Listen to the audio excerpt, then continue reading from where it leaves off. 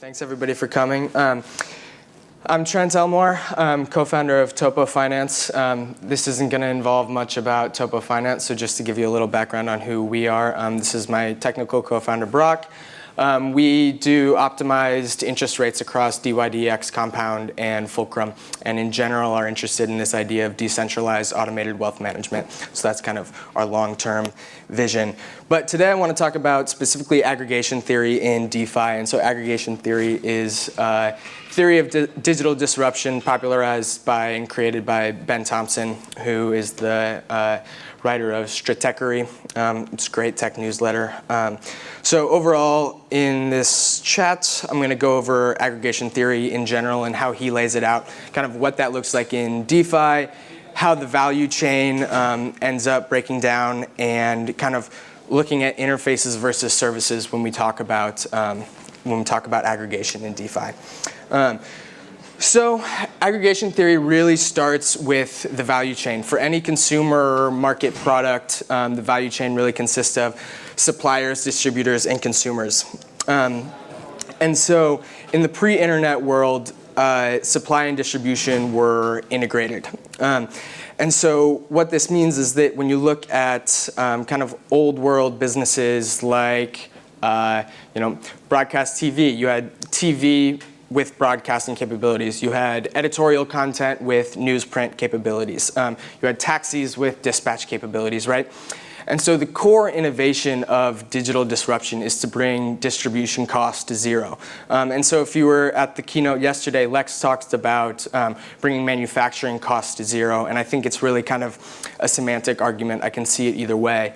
An example is, again, editorial content and newspapers. Pre-internet, to distribute news content, you had to print ink on paper thousands of times. You can call that manufacturing or you can call it distribution, but it really highlights the point that supply and distribution are fully integrated together. One of the results of this is that you can't start to think about supply until you have a distribution channel lined up, right? And so that means that your supply is scarce, You're only going to create editorial content if you have a way to get it out to the masses. What the internet does in bringing distribution costs to zero is mean that supply can proliferate. So you've got bloggers, you've got vloggers, you've got social media content, you've got in lodging, you've got lodging in people's homes, you've got people using their cars for taxis. Supply starts to really proliferate, and so it shifts kind of that distribution problem. Pre-internet, the problem is, with this limited supply, how do I maximize the value of that supply and protect those partnerships? And then we get it to the consumer. When you start having this, what he calls modular supply, meaning really, really prolific, tons of it out there, really disparate. It's in a bunch of different little places because anyone can kind of create their own little bit of supply. The distribution problem becomes, okay, how do I wrangle all of this really disparate supply into a experience that's intuitive for the user to come and find? So we really see the emphasis shift from the supply distribution integration into how can we make this a good experience for the user? And so that's really the kind of core question that ends up driving aggregation theories, network effects, and those drivers. So when you look at Google and Netflix, they essentially wrangle all of that supply in a way that allows the user to kind of go and kind of self-discover on their own. Whereas Uber and Lyft essentially match you with an automatic choice for you. But at the core of that is, again, this wrangling of supply, and particularly where the value is found in aggregators is around discovery and curation. So when we look at the network effects, it really starts with that discovery and curation leading to a better user experience, which then obviously brings more users onto the platform, which then brings more suppliers onto the platform, whether that's in the Google situation, an entire industry called SEO crops up to better serve, the suppliers come and better serve Google, which then again increases their UX as their users have an easier time finding what they need. more users, more suppliers, better UX, more users, and that's the virtuous cycle of the aggregator model. That's a pretty intuitive flywheel, but what underpins those kind of flywheel elements is really, those are really the characteristics of the aggregator. So it starts with a direct relationship with the user. It's where obviously the UX comes in. The reason that more users starts to accelerate this flywheel in a virtuous cycle is that those users are added at zero marginal cost. So it allows for kind of viral scalability. More suppliers come onto the platform because it's a demand-driven, multi-sided network. So those suppliers are obviously going to where the users exist. And so those three elements are kind of the core drivers of those network effects, and what it ends up leading to is a winner-take-all effect in most traditional cases, where you have one, maybe two aggregators that win the entire space as all users and all suppliers end up flooding to those platforms. So that's kind of the background of how aggregators in the traditional world or the traditional digital space work. And it's important to have, I think, that kind of understanding as we get into DeFi, where really thinking of this as the aggregation industry.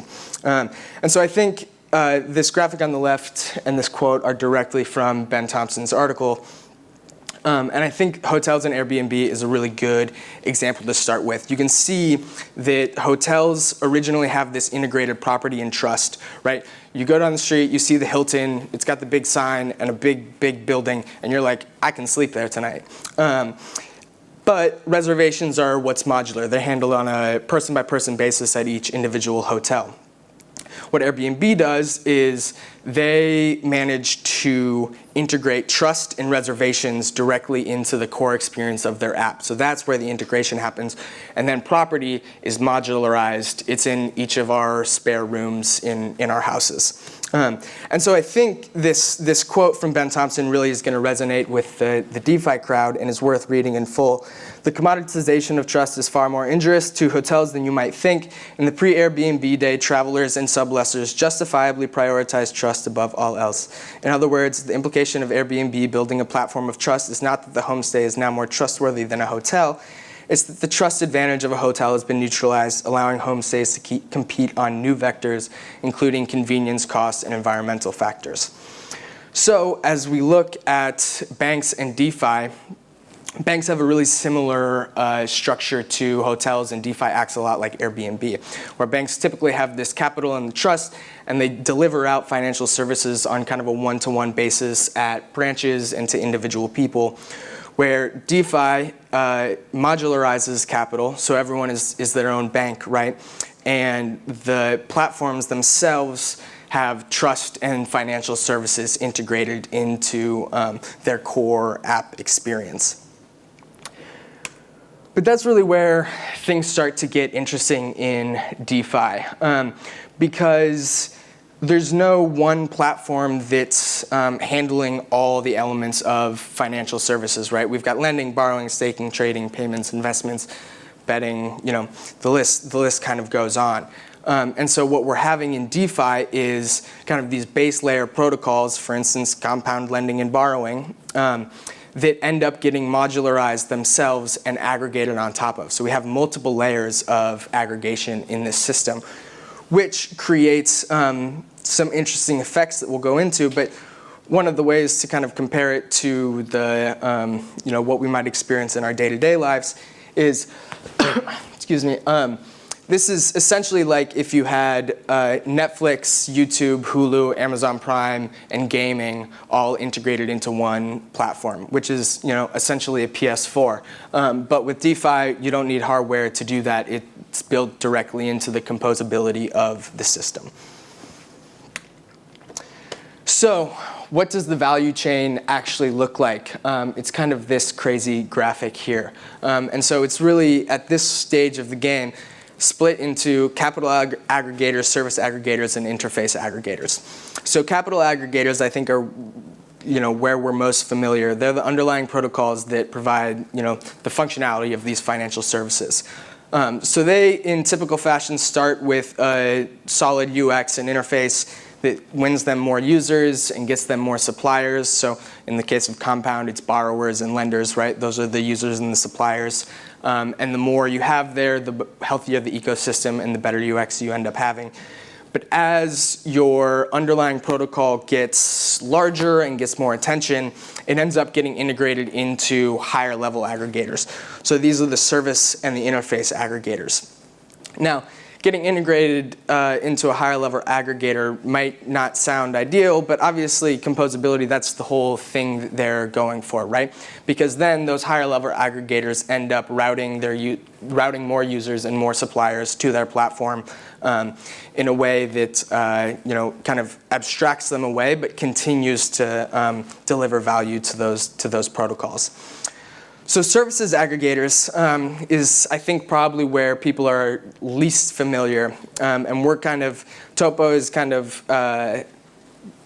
still in the process of defining kind of where this line between service and interface aggregators is.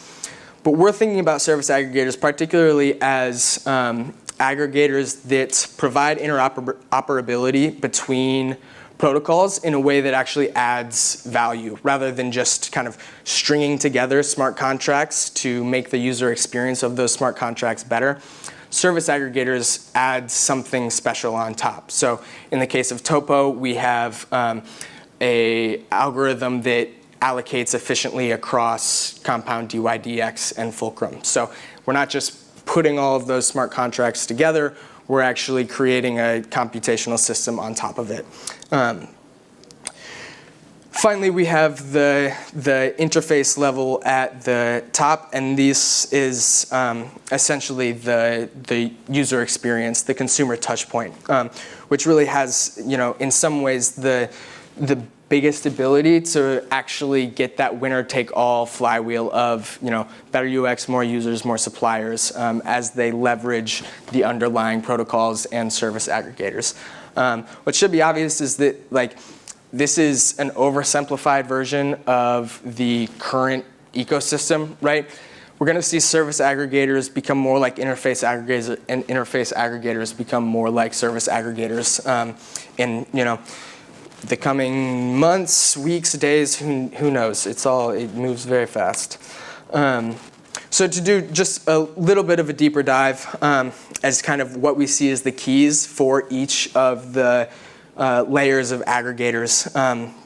As we look at the capital aggregators, again, typically an aggregator develops a winner-take-all relationship, but particularly with DeFi, we aren't quite convinced that that's what's going to happen. Compound is obviously winning a lot, but as aggregators exist on top of this first layer, one of the things that happens is that capital stops being routed according to, brand notoriety and a slick UI, and starts being routed algorithmically, essentially, right? So again, Topo, for example, Compound, DYDX, and Fulcrum, while if a person right now was just going to go lend or borrow, a lot of times, entering into the space, they're going to go to Compound. But with an aggregator on top, that capital can get routed across each one, which really provides kind of their bread and butter, right? So obviously, the thing I almost forgot is the kind of big key here. At the capital aggregator level, what you really are going for is ease of integration and security, such that you can get included in those higher level aggregators and get the users and supply routed to you. At the service aggregators, capital aggregators can, they're really an exception to the rule in this space of user experience is king. Service aggregators and interface aggregators are really both trying to attack this UX problem. And the services first players really are trying to operate as the discovery and automation engines of DeFi. So as this bullet says, what we're trying to do at Topo specifically is make the right decision in terms of your capital allocation as easy as clicking a single button.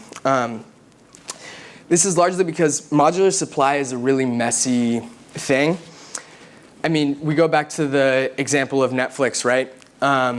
You go on Netflix, sometimes you got to search for 10 minutes to find a show or a movie you want to watch, right? They've got AIs that are really trying to predict what you're going to respond to. You, again, add on the Hulu, the YouTube, the gaming, the Amazon Prime, all of that gets even more complicated. You make it about money, it gets really high stakes. You make it your 95-year-old grandmother who barely knows how to access the internet, and then things get really hard. And that's kind of the situation that kind of new and existing crypto natives are in when it comes to a lot of these platforms. I mean, synthetics, Uniswap kind of lending, all of these things are occurring from mimicking traditional financial functionality, but bringing in entirely new market structures and incentives that are really complicated, such that if you have a traditional finance background but aren't a crypto native, really hard to understand. If you're a crypto native but don't have a traditional finance background, really hard to understand. If you don't have a finance background and are new to crypto, really, really hard to understand.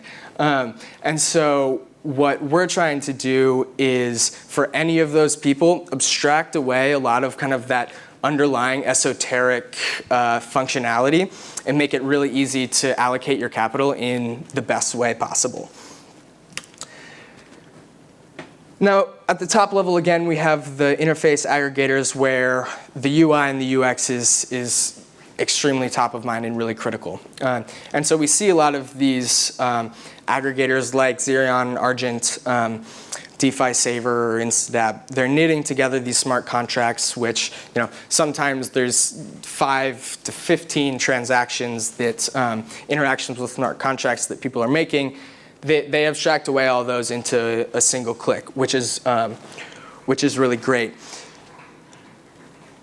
One of the questions that I think is really still out there and is yet to be determined is, as I said earlier, because they have that relationship to the user, they really kind of do have the highest potential to fully realize the aggregator winner-takes-all flywheel.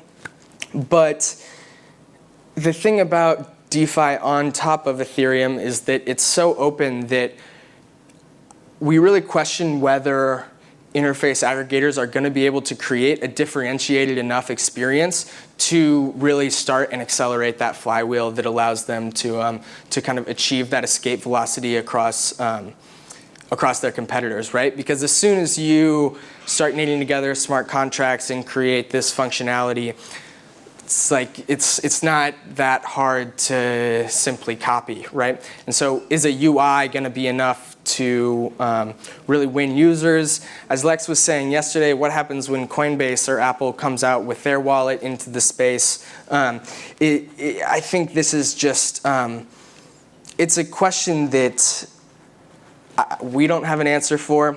And then it's going to be really easy or really interesting to kind of see where it develops over time.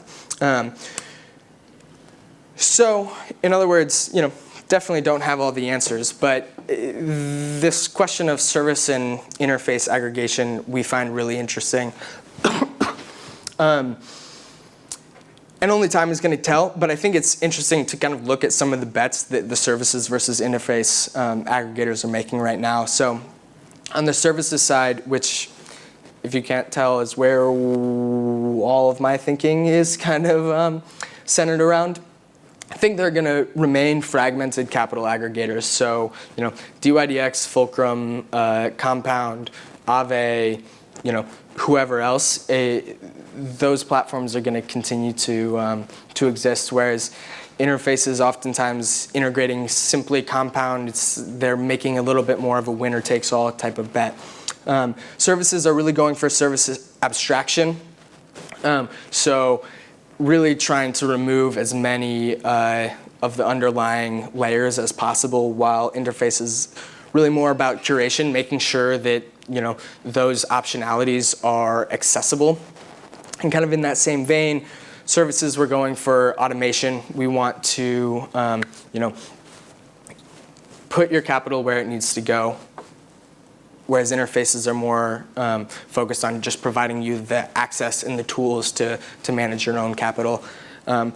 We're obviously really focused on integratability, so partnering with these top-level interfaces, which, despite the fact that I've positioned our bets as totally opposite here, I think both are fully essential to the space. Interfaces, on the other hand, are betting on user ownership, which is a super smart bet that we're really interested in how it turns out. But kind of all of this hinges on how these things operate in a totally open financial system. It's completely different than any other aggregation scenario we've seen in the past. Which is all to say that, if you saw interfaces and services on the original title, I'm leaving you disappointed, and maybe wasted your past half hour. But going back to this slide, excuse me, at the beginning, where I think we come out is that DeFi as a whole, looking at aggregation, that kind of trust and financial services integration still exists, and what we end up seeing is that Ethereum as a whole is the winner-take-all scenario. Every DeFi platform I've obviously mentioned thus far has been Ethereum-based, and really Ethereum ends up being the true aggregator here. So we don't know what's going to happen on top of Ethereum, but Ethereum itself is a closed system that's not modular enough to be integrated up or down. But there is at least one other major cryptocurrency that is potentially modular enough to be integrated onto Ethereum, which is quite exciting. But in general, again, this is nothing new to say that Ethereum is going to win the DeFi games. But I think it is worth looking at through a lens of aggregation theory, if only because it gives a lot more weight to that assertion that Ethereum is going to win than simply saying that ETH has more devs, so it's gonna be the victor, right? It's really the UX that those devs create that then brings more users and brings more suppliers and continues to increase that UX experience and that flywheel to really accelerate the virtuous cycle and ensure Ethereum's victory here. So that's my talk. I hope you guys enjoyed. Since I did not plug Topo too much, would like to say that we have a closed beta coming out in 2 or 3 weeks. If you're interested in trying that out, we'll be launching with a launch party in Osaka at DevCon. Love to have anybody interested attend that. So yeah, thank you guys.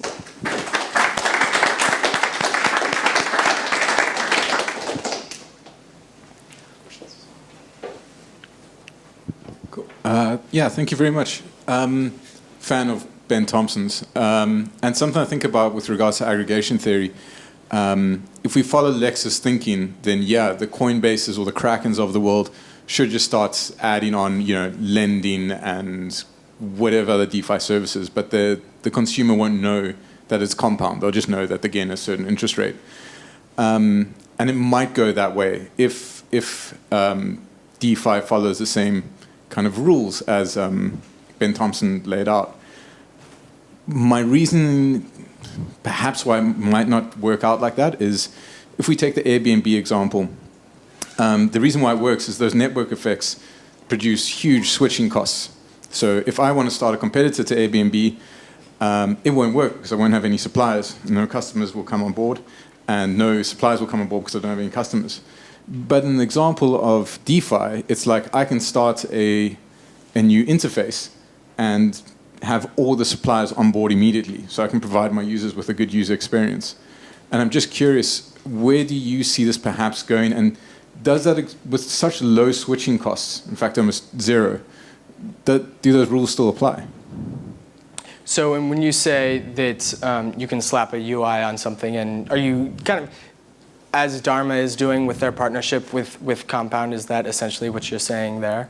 Or in what way can you just create a UI that leverages that same amount of supply? Sure. So I think the better example is something like InstantApp, right? Mm-hmm. So if I want to launch a competitor to InstantApp, I could offer, if I had a huge dev team and a ton of VC money, I could quickly offer the same functionality and perhaps more. And the users wouldn't have much of a switching cost between InstantApp and now my new app. So I'm wondering, are those network effects that are traditionally gained by the aggregator of the end users, are those relevant in DeFi? Yeah, that's a great question. And I think that's kind of the conclusion that I was leading towards at the end, which is because of how open the system on top of Ethereum is, I think that it's really, really hard to find any kind of winner-take-all network effects in those systems, because you can copy someone else's pretty much entire business model and plop it down. You can copy integrations that people are doing.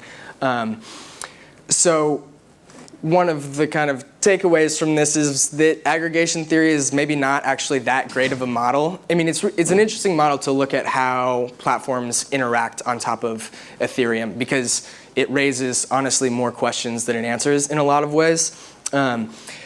I was hoping that it was going to prove to be a really fruitful model to kind of figure out, like, okay, what's going to happen at the application layer? What's going to happen at Topo's layer of aggregating, these functionalities, and what's going to happen at the wallet and asset manager layer?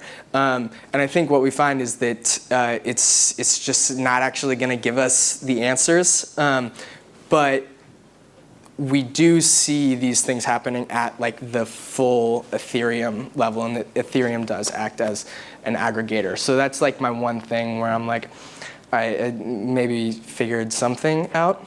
Yeah. Then just a follow-on question. So Martin, the CEO of Gnosis, said to us essentially that it's very easy to fork software, and it's very easy to fork, in the case of prediction markets, oracles. But it's really difficult to fork liquidity. In fact, it's impossible. And I'm curious, and liquidity offers major UX benefits. Yeah. So I'm curious if the user experience will aggregate around whoever has the biggest pools of liquidity. What do you think? Yeah, I think that's a really interesting idea. As we at kind of this second layer, and I think in some ways it comes down to the fact that you're right, at the beginning of this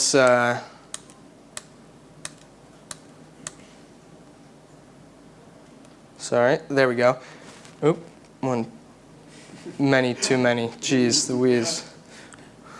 There we go. Oh my gosh, man. I'm gonna click it. There we go. I mean, you have to start somewhere, right?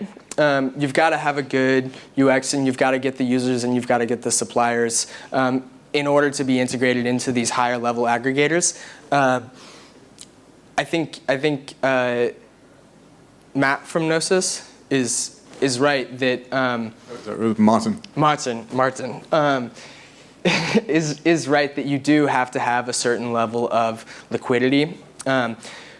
One of the interesting things, though, is that if you don't have that liquidity, but you do somehow get plugged into a services aggregator or an interface aggregator, or, for instance, if a service aggregator or an interface aggregator decides to be the one to create that fork, then they can bootstrap that liquidity straight away, right? So if I wanted to go fork Compound today, yeah, it's probably not going to work, although someone in China just did that. I think a couple days ago.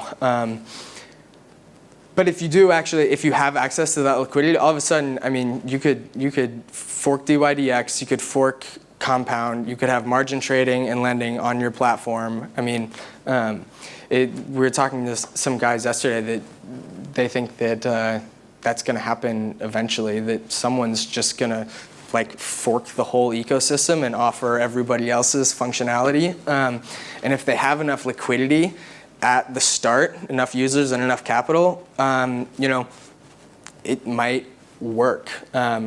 Is that Libra? Yeah, right? Yeah, exactly.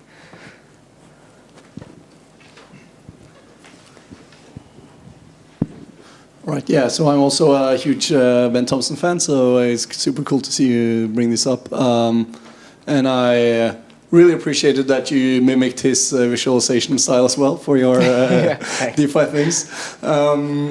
So I've been thinking about this quite a bit myself as well, and sort of coming to a lot of the same conclusions as you, and like that you mentioned now, basically like if the backend and everything is open, there's no switching costs, like at the end of the day, are anyone sort of aggregating anything beyond maybe like the base layer, which is public anyway, so anyone can like tap into whatever liquidity or whatever you need from there.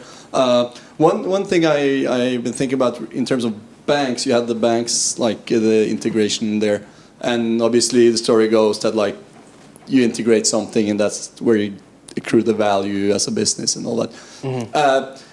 It might not be too important, but I would actually argue that like with banks, they're integrated all the way. Like because of regulations, it's just a bank, the whole shebang. It's just like you have the capital, you have the trust, you deliver the service to the end user, and it's like insanely profitable because there's almost no competition.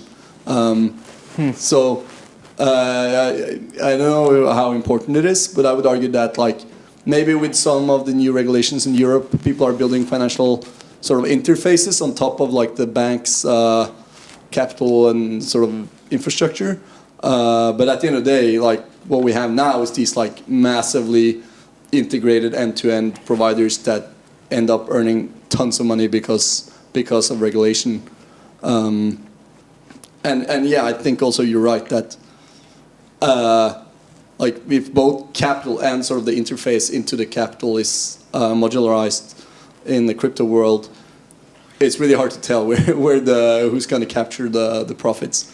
Yeah, I didn't have really a question. I'm just thinking out loud. Yeah. And, you know, I totally agree with you because, you know, when you look at hotels, it's like, are reservations really modularized?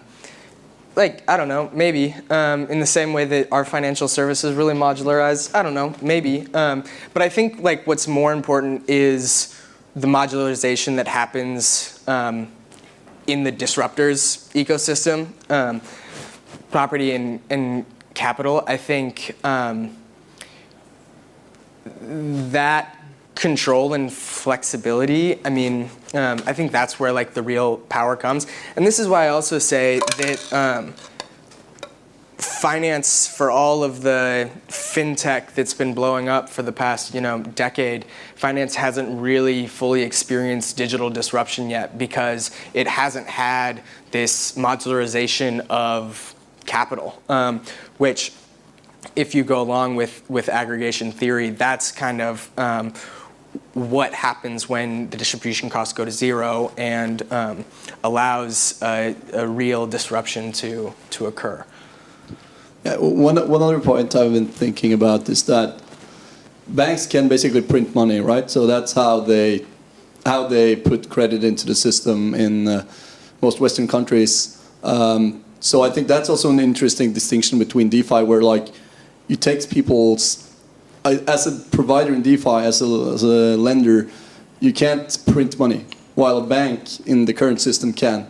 So the dynamic is a little bit different in terms of the supply side there, I think. And obviously, like there's market mechanisms that limits the banks from like printing infinite money, but that's also quite a bit of difference in terms of how can you make money on this. Yeah, that's a great point.